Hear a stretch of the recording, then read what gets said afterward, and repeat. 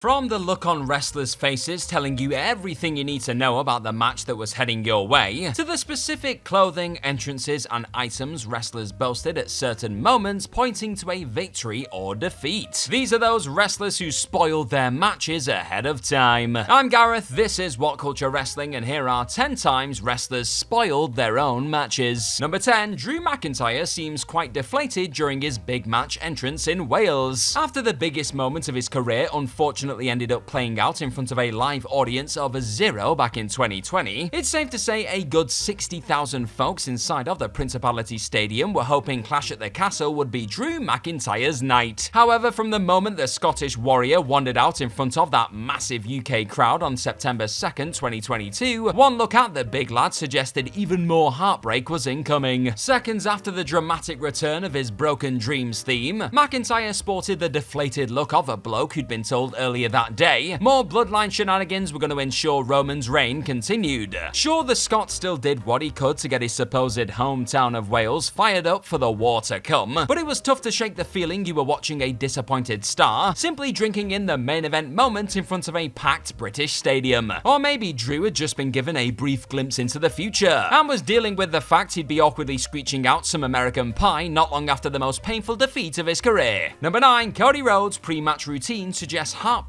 in the main event. It felt like the entire planet was willing Cody Rhodes on to finish the damn story coming into night 2 of WrestleMania 39. The American Nightmare had masterfully established himself as the most obvious candidate in the company to take the head of the table spot at the very top, and everything pointed to a legendary night for the adored blonde hero. That was until he stepped out on the entrance ramp inside of SoFi Stadium. The crowd were well and truly behind their babyface, singing out Kingdom at the top of their lungs. But a performer known for wearing his heart on his sleeve seemed that little less enthusiastic than usual, especially for a wrestler walking into the biggest match of his life. Everything from the painful stare Rhodes gave a brutal sign with the word overrated slapped on it, yeah thanks for that, to the forced smile he continually pushed out in an attempt to keep spirits up, to even the way he emotionally interacted with his family and young Brody Lee Jr. at ringside, had fans fearing the worst before Roman Reigns had even hit the ring. Sure enough, 35 epic minutes later, a defeated Rhodes was chilling with a chicken. Now I've got a quick question for you. Was this the most heartbreaking moment in wrestling history? Well, if it wasn't, I want to know what is in the comment section down below, baby. Number 8, Jonathan Gresham looks like a defeated man at Death Before Dishonor. Jonathan Gresham had evidently checked out of all things Ring of Honor / AEW on the night of Death Before Dishonor 2022. It would eventually be revealed that the then Ring of Honor World Champion had requested his release after a lack of communication with boss Tony Khan, with Gresham then making his way to the ring for his match against Claudio Castagnoli like a performer who wanted to be anywhere else on planet Earth. His usual epic mask, flag, and passion were all absent as he wandered down to the ring with a blank expression on his face. Gresham wasn't here to put on a show, he was here to do the job and leave. He did exactly that, to be fair, shook the new champ's hand and had a civil chat with Khan post-match as the Ring of Honor owner explained how no bridges had been burned despite Gresham's controversial exit. But all that doesn't change the fact that Gresham pretty much gave away his last Ring of Honor match's ending from the moment the fed-up champ emerged maskless on July 23rd, 2022. Number 7, the crown not fitting shows you Shawn Michaels isn't winning at King of the Ring 1995. Speaking of headwear spoiling the finish of a wrestling match, Shawn Michaels simply could not help himself on the night of King of the Ring 1995, could he? That tournament would ultimately be shockingly won by none other than the big lad Mabel, with the likes of HBK and The Undertaker failing to get past the first pay-per-view round during the event. But if you were watching closely earlier on in the show, you'd have spotted a heartbreak clue at what was on the horizon, in a moment that seemingly led to a big chunk of Michaels' entrance being deleted from the WWE network. This showstopper decided to skip up to the podium and try on the crown he was fighting for before the next King of the Ring winner was made official later in the evening. And it was here when it became painfully obvious that Michaels wouldn't be walking out of Philadelphia with the title of new king in town, largely because the crown in question was clearly way too big for the head of even the bloke with the biggest ego in wrestling. Number 6, Kane's pyro not going off in his entrance usually led to a win. Regardless of how you feel about the big red machine today, his fiery entrance whenever he appeared on a WWE stage still ranks as one of the more epic arrivals in company history. But were you aware of the secret detail hidden within Kane's regular ring post explosions? It turns out that, more often than not, if the monstrous figure was going to be staring up at the lights that night, the fire fire would very much erupt out of the four corners of the ring before he threw down with his opponent. However, if he was set to have his massive arm raised, the ring post blaze wouldn't go down during his entrance at all. Now sure, there's no doubt been the odd exception over the years. Generally though, it appears WWE were only able to shoot heat out of the post once a night, choosing to save the big red blast for either a dramatic emergence before an L or a burning exclamation point post-victory. Number 5, Hikaru Shida holds back the tears before winning the big one. The fact AEW actually decided to give their talented women the main event spot for the 200th Dynamite episode was already enough of a reason to assume something special was on its way. But then Hikaru Shida emerged from the right-hand tunnel on the night of August 2nd, 2023, and the idea of a new AEW Women's World Champion being crowned in Tampa soon became inevitable. Now sure, you may have initially fooled yourself into thinking the fan-favorite challenger was simply finding a way to compose herself before such a monumental contest. But in hindsight, it very much looks like the eventual victor was instead just trying to keep herself from letting out the understandable tears of joy at being handed the title before the biggest show in company history. And if that didn't let you know a big old title switch was coming in the lead up to All In, then a clearly somewhat downhearted, soon-to-be timeless Toni Storm's face, as she made her champion's entrance shortly after, all but confirmed it. Number 4, Lex Luga looks like he's checked out during his WrestleMania 10 entrance, as picked up by a fan on Reddit in the R² Circle post that inspired this very list. Lex Luga's entrance at WrestleMania 10 may as well have seen him walking out with a red, white and blue L tattooed on his chest. Yokozuna's first WWE Championship challenger inside of Madison Square Garden that night looked like he just had his heart ripped right out of his chest and bonsai dropped into the dirt. Instead of enthusiastically engaging with the fans cheering him on, Luga chucked out a couple of half-assed high fives as Vince McMahon tried to cover his complete lack of energy or passion with some jarring pre-Daniel Bryan chants of "Yes, yes, yes!" In fairness, Luga was probably just gutted at not being the one the boss had opted to pass the world title ball to at the event, and the way he was booked to fail likely didn't get him fired up beforehand either, with Luga ultimately losing out on winning the big belt after being disqualified for pushing the perfect official. All of the above produced a Luga who looked well and truly defeated before he'd even thrown a punch. Number 3, Ric Flair in red generally meant an L wasn't far away. Back when the Nature Boy was known more for his in-ring work than his awful behavior outside of it, Ric Flair showed off more than a few different versions of his basic trunks and boots attire. Pink, yellow, blue, purple. Flair donned them all at various points in his career, but none of those colors ever pretty much guaranteed the result of one of his bouts. The same could not be said for those times the WCW, WWE, and now AEW man, that still feels bizarre to say, went for a set of red clothes heading into a match, however. Typically, if this blonde-haired heel was strutting into a building in red, he'd be taking a pinfall, submission, or other kind of L in the middle of the squared circle. At WrestleMania 8, when coming up short against the Macho Man, red. Dropping the NWA title to Ricky the Dragon Steamboat at the Chi-Town Rumble, red. Becoming the then latest addition to The Undertaker's streak at WrestleMania X8, you get the idea. Here's hoping his recent arrival in the Land of All Elite doesn't result in the 74-year-old dusting off the losing trunks for one last unwanted in-ring appearance, eh? Number 2, The New Day bring out a title-winning gift at WrestleMania 35. Admittedly, you'd probably struggle to find a single fan inside of MetLife Stadium who ever felt that the despicable Daniel Bryan was going to be the one walking out of WrestleMania 35 with the WWE Championship over his shoulder. After all the work WWE had put into presenting Kofi Kingston as the most lovable underdog hero since the American Dragon himself, opting to swerve fans with a pointless loss at the height of Kofi Mania would have been, well, something you could still imagine Vince McMahon getting a kick out of, sadly. But thankfully, the creepy billionaire committed to a new WWE champion on the night, something that was absolutely confirmed during the Challenger's Show of Shows entrance. With Kingston being accompanied by his New Day pals, Big E eventually pulled out a cheeky gift he'd brought along for his mate for after the match, and it'd be especially cruel even for this company to tease a little surprise for Kofi, only to have him stumble at the final hurdle on the biggest stage. Oh, and there was also that podium at ringside, with Bryan's hemp WWE Championship not fully covering the OG title hiding underneath a blanket on it, and visibly spoiling a result folks were fully expecting anyway. The power of positivity paid off in the end, of course. Kofi won the big one, bringing back the leather and gold WWE title before celebrating with a bunch of championship Kingston shirts courtesy of his loyal friends. Number 1, Liv Morgan struggles to compose herself as she enters the biggest night of her WWE career. Similarly to the terrific Hikaru Shida earlier this year, a quick glance at Liv Morgan during her entrance at Money in the Bank 2022 told you all you needed to know about how her night was gonna play out. Not only would the one-time Riot Squad member end up unhooking the titular briefcase at the event inside of the MGM Grand Garden Arena, but she also only went and cashed in said shot at the gold against Ronda Rousey that same evening, and picked up her first SmackDown Women's Championship. And while Morgan racking up 2 monumental achievements within 3 hours no doubt came as a bit of a shock to the average WWE fan, the fact she was about to experience the biggest night of her career so far was actually written all over her face. As the babyface arrived for the Women's Money in the Bank ladder match, Morgan was simply overflowing with emotion, fighting with all her might to hold back the tears as the reality of the insane situation set in. After finally pulling off the entirely unexpected a few hours later though, Liv was finally free to let those tears flow, and a justifiable holy shh for good measure. And that's our list. Know of any other times wrestlers spoiled their own matches? Well, let us know all about them in the comments section right down below, and don't forget to like, share, and click on that subscribe button while you're down there. Also, if you like this sort of stuff, then please head on over to whatculture.com and find some more fantastic articles just like the one this video you're watching right now is based on. I've been Gareth from What Culture Wrestling. Cheers for checking out this video today. Hopefully we'll see you again rather soon, but in the meantime, just be good to yourself. Bye bye!